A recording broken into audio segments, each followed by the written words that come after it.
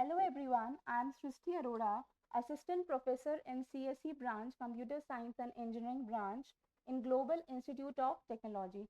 I am over here to tell you about Huffman coding.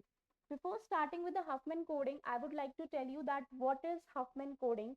It is basically a compression technique used in communication system. Okay, my topic is Huffman coding. Huffman coding is primarily used to compress the data. Compress the data means reduce the size of any data. Our data can be in any form, in the form of image, video, or text. The main primary concern while reducing the data to compress the data is our information should not be lost. The information should be same. Otherwise, there would be no need, no use of compressing the data. It's optimal for situations where data has non-uniform symbol frequencies. Non-uniform symbol frequency means it should have different frequency.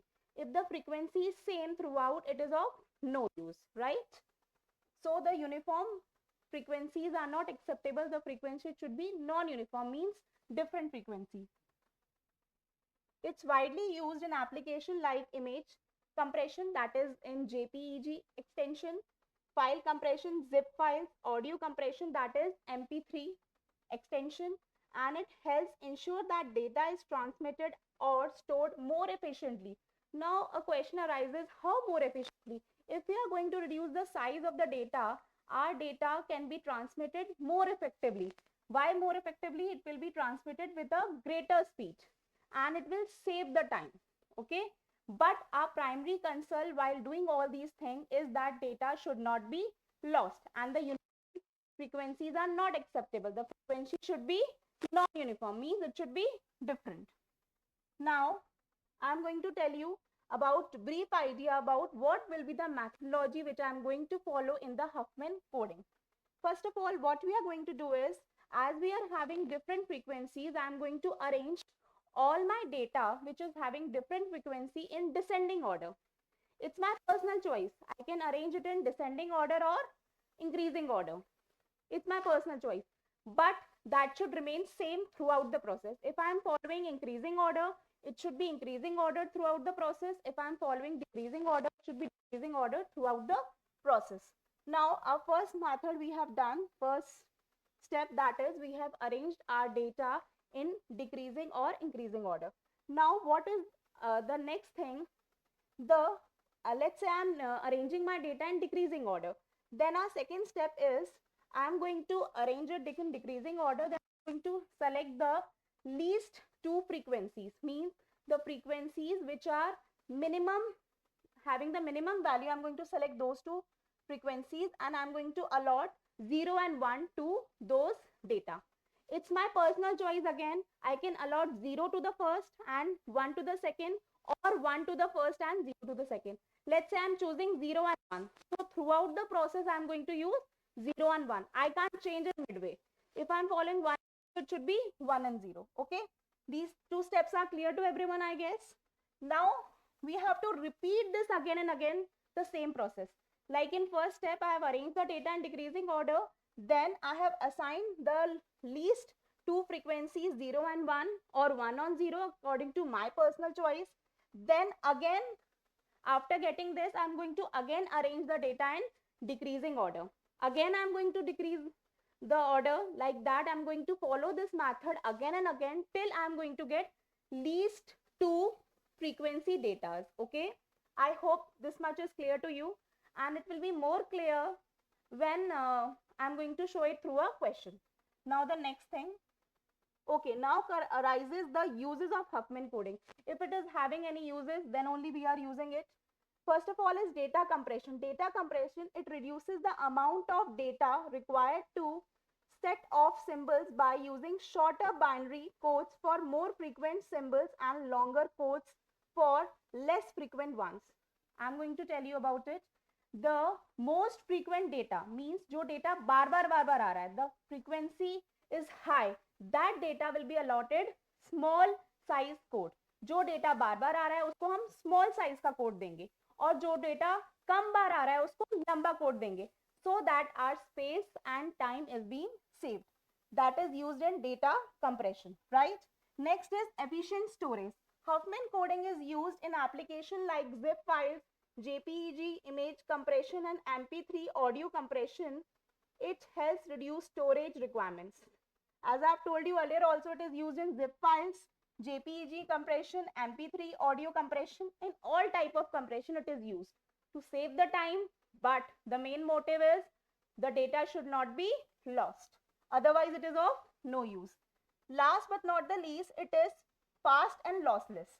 Lossless means our data should not be lost. Otherwise, it is of no use.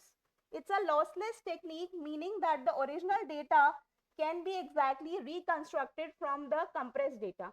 Means whatever compressed data we are getting, we can reconstruct the original data from that data by using another methodology, so that the decoding process is also easy. Okay, we are encoding the data and the decoding process also we have to keep in mind. So the process should be lossless, which is lossless exactly. This is crucial for application where data integrity must be maintained.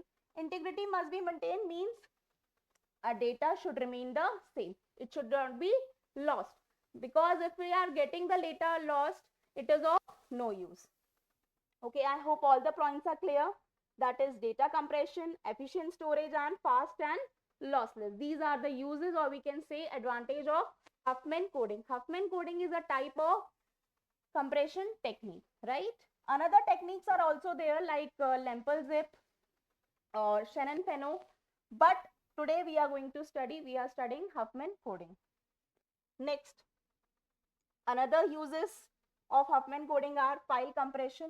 Formats like zip, rar, these are the extension of files which we are going to use, and gzip use Huffman coding to compress file by reducing their size, right?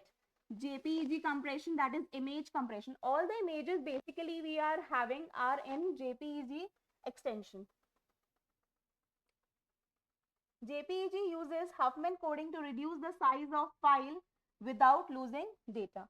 Next is audio compression. Audio compression means the extension will be MP3. MP3 files uses a combination of Huffman coding and other compression techniques to minimize the size of audio files. Okay, audio files are having the extension of MP3. Next is video compression. In video formats like MPEG, that is the extension of our video files. Huffman coding helps in reducing video file size by efficiently encoding motion data and images. Motion data means our images in the form of motion, means we are running the images very fast in terms of nanoseconds, that it appears that the image is a form of video only. Text compression. In text-based data formats like some database file or compressed logs, Huffman codes can be used to compress the textual data. Okay, it can be used in file compression. Okay, next is we are having image compression, audio compression, video compression, and last but not the least, that is text compression. Next, so many advantages we are having of Huffman coding. Optimal for given probabilities. Okay, as I have told you earlier only, we can see the data in terms of probabilities or frequencies, means how many times our data is been occurring. That should be different. Otherwise, we can't use this in coding. If the simple probabilities are known, Huffman coding provides the shortest possible average code length.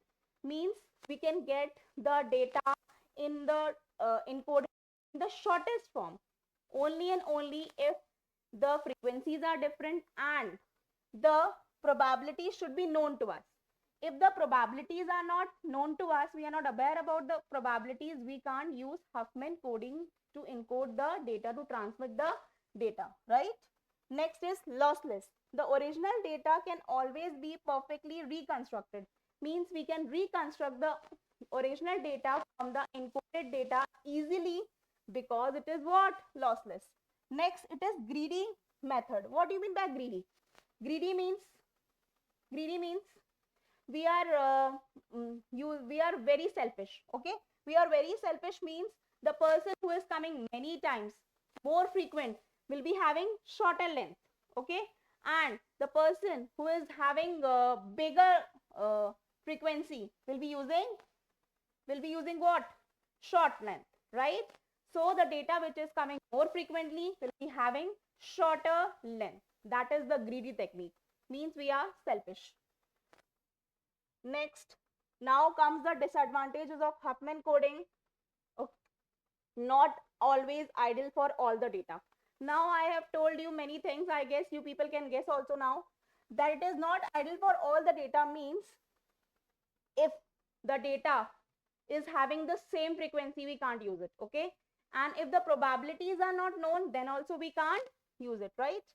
Okay. For certain types of data, example, highly random data. Highly random data means frequencies are changing very frequently. So we can't use it. Okay. Very, very frequently. Next, Huffman coding might not be affected as another technique, that is arithmetic coding or Lempel zip. Okay. If the data is having very random frequencies or same frequencies or the probability is not known, sorry, we can't use Huffman coding. In that case, we will be switching off to arithmetic coding or Lempel zip coding or Shannon-Fano coding. Next is fixed probabilities. Fixed probabilities, we can't use it. Okay, because our main motive is only this: if the frequency is more, length will be short; frequency is less, length will be bigger, right? Huffman coding assumes that symbol frequencies are known in advance, means we should be knowing the frequency or we should be knowing the probability of our data. Can be calculated. It is not flexible for dynamic or adaptive data streams where probabilities change over time. Means probability should remain same. Means if a data is occurring for these many number of times, it should be occurring for these many number of times for the whole data process. It should not be keep on changing, right? Fixed probability should be there and we should be aware about what all are the probabilities. Now comes overhead for small files. If the size of the file is very, very small, then this technique is not at all effective. Why? Because it is having a long process, and if the data is very, very short, then it is of no use to use such a lengthy process. Okay, we can use some other methods. For very small data, the overhead of storing the Huffman tree, we are going to make it a tree or Huffman coding we are going to do, and the space required to store that will be longer or more than our data, then it is of no use, right? Might make compression inefficient. So in a brief out, I would like to tell, not effective if we are not aware about the frequencies, not effective if we are not aware about the probabilities, not effective if the probabilities change with time, not effective for small size file. Is that clear to everyone? We are aware about what is Huffman coding now, what are the advantages, what are the disadvantages.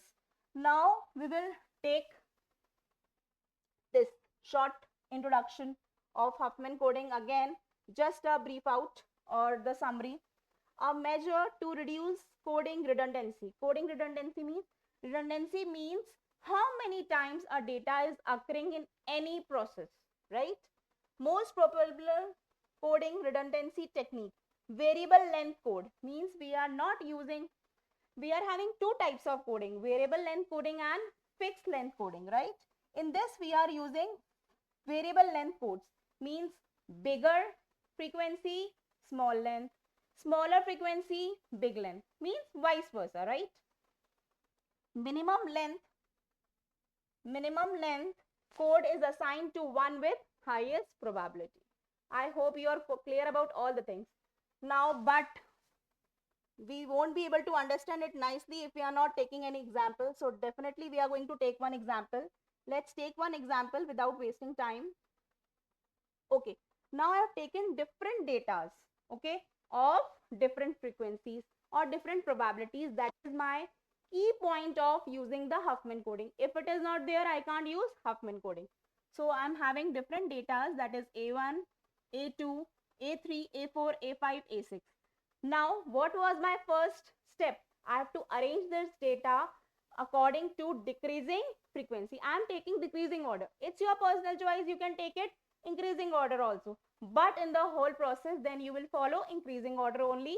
I am taking my personal choice is decreasing order. Okay, I have arranged it 0.4, right? 0.4 I have taken.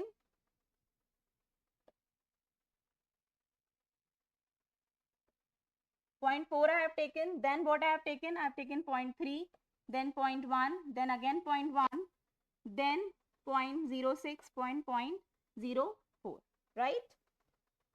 Now what I have to do? Last two data, that is least frequency data को हमें लेना है. Last two data को लेना है. That is 0.006 and 0.04. Now what we are going to do? We are going to combine it. Means we are going to add it. Then again we have to arrange it in decreasing order because I have taken decreasing order, right? Now just give them a code 0 and 1. To above data I am giving 0 and to the below data I am giving 1. Okay. Now again the same process. What is the process, my dear? Arrange it in decreasing order. Okay. 0.4, 0.3, 0.1 as it is. Then again 0.1. Then this 0.1 after adding will go over here. Okay. Now again the same process. Take least minimum frequency data, combine it and assign 0 and 1. Again 0 and 1. 0.1 and 0.2, 1 will become 0.2. Again arrange them in decreasing order. Means it will go over here. Right, my dear? Now again the same process, decreasing order. Okay, I have now again arranged 0.4 over here. Okay. Okay. This 0.3. Now this 0.1 will go down because it is decreasing order, right? Now again I have given 0 and 1. Again arrange in decreasing order. The least frequency data, last two frequency data will be assigned 0 and 1. So 0 and 1. 0 and 1. Okay. Again the same method.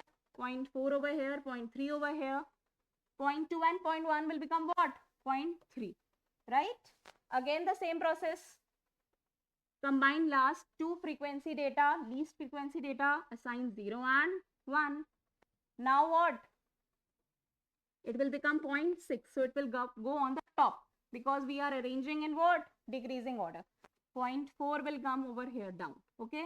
Now every number has got what? Every data has got the coding. We have encoded the whole data. This will become 0. This will become 1. I hope this is clear. You can check it one more time. Okay. Arrange in decreasing order. Least two data will be assigned 0 and 1. Again the same process, decreasing order. Assign 0 and 1 to the least two data.